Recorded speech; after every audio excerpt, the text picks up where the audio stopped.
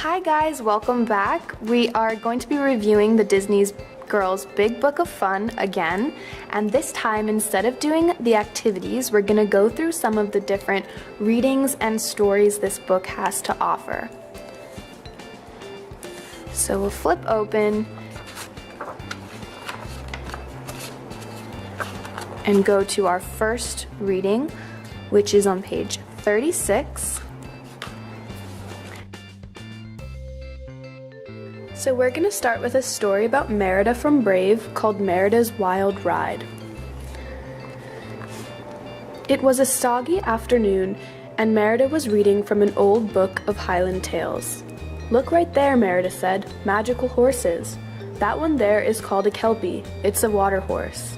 Angus snorted. He wanted nothing to do with magic, especially after their last encounter.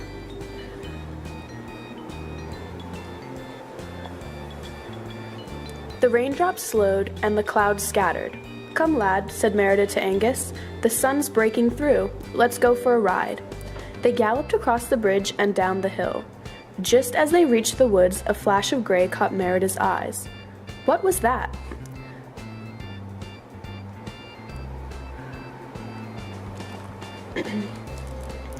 Angus didn't want to follow, whatever it was, but Merida guided him to a clearing.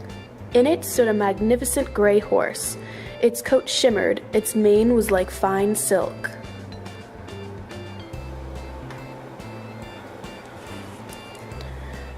Merida approached, but suddenly Angus blocked her path. "Angus," she called, "don't be jealous, lad. This horse must be lost. We need to help him. Make sure he's safe." Merida talked to the gray horse, and it responded with a soft whinny.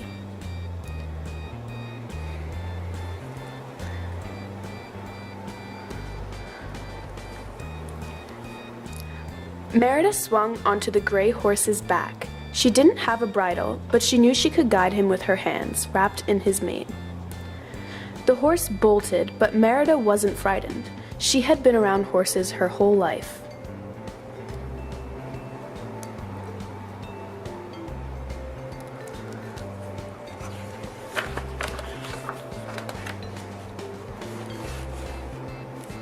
Merida tried to be calm, but the horse ran on. They were headed towards a large loch, a deep and dangerous lake. Why did it seem as if her hands were stuck to the horse's mane?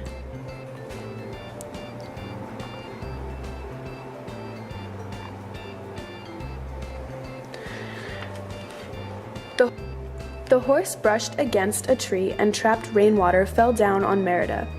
Effortlessly, one of her hands came free.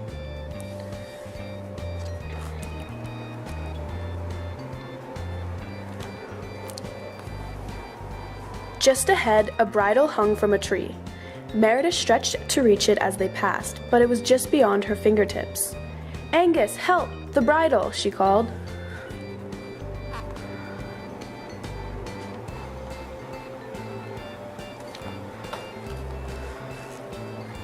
Merida could only hope that her friend had heard her cry. There was a cliff ahead, between them and the loch. "He'll stop before we get to it," Merida thought, "won't he?" But the horse raced on faster than ever. It seemed as though he'd be impossible to stop.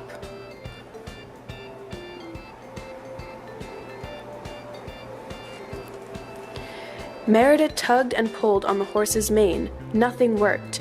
She even tried to slide off his side, but she couldn't move.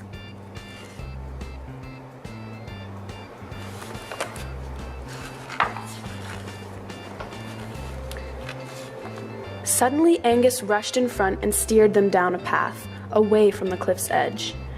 Merida saw the bridle Angus carried. Angus tossed it.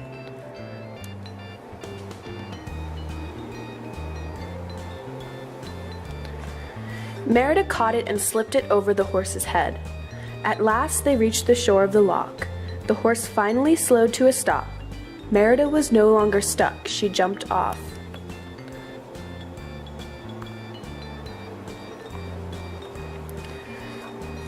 The stallion stood quietly. Merida looked in his eyes for an answer to what had caused the wild ride. Then she removed the bridle.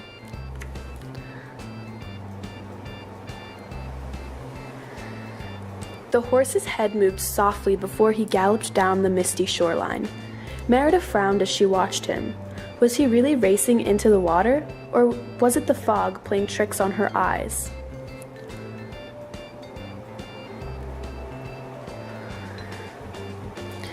Back at the stable, Merida looked at the book she had been reading. She found the legend of the Kelpie. Once a bridle is put on a Kelpie, the water horse will do your bidding. She looked up at Angus. Was it possible? Had she been riding a Kelpie? The end. So that was a cute story about Merida and her wild ride and how she may have ridden a Kelpie horse.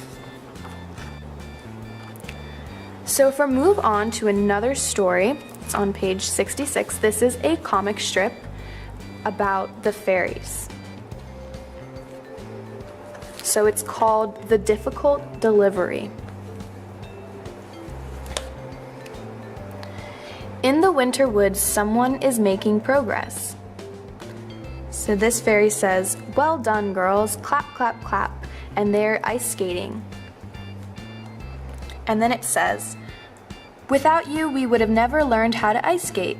Yeah, you're a flitterific teacher, Gliss." And she is laughing. Down here they say, "How can we repay you?" "Are you kidding? It's been a pleasure." "Come on, maybe you'd like a pretty flower or a juicy berry or, well, if you insist." "I'd like an acorn." "An acorn?" "Yes, I love them. They're so cute with those little caps." "That's all thanks to us garden fairies, naturally." And so, "Wait here, we'll fly right back with your acorn. We'll find the biggest one we can." "Thanks."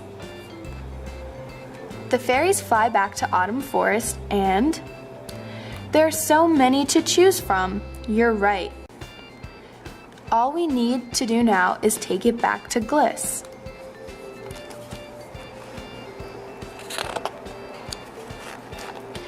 Much later, "Pant, this is exhausting.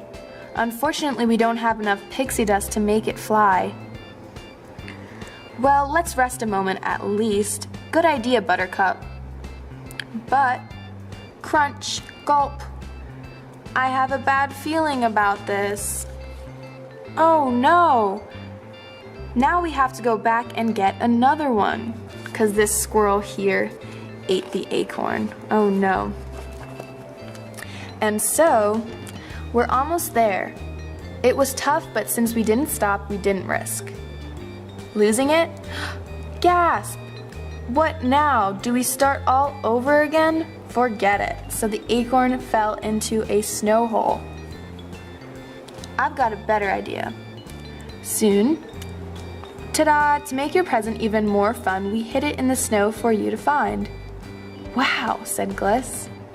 And she's laughing over here.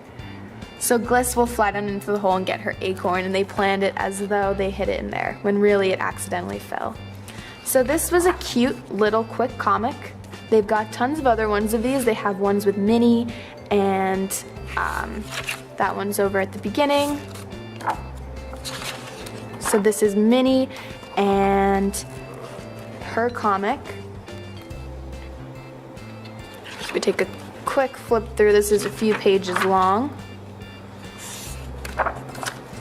There's other readings. On this page, we have a really cool reading because it has, instead of writing out the princesses and princes' names, they actually have little pictures. So for those of you that don't really know how to read yet, you can help fill in the words by looking at the picture. So this is a really good exercise if you're learning to read. So we're gonna go through this one really quickly. It's only 2 pages long and very short. It's called A Parade in New Orleans. It was almost Mardi Gras in New Orleans, and so we got this picture here, and we go up here.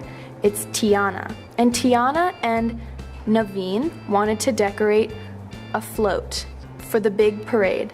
How exciting! Their friends all joined in to help build a truly splendid one. The most beautiful float in the whole city. Everyone had something to do.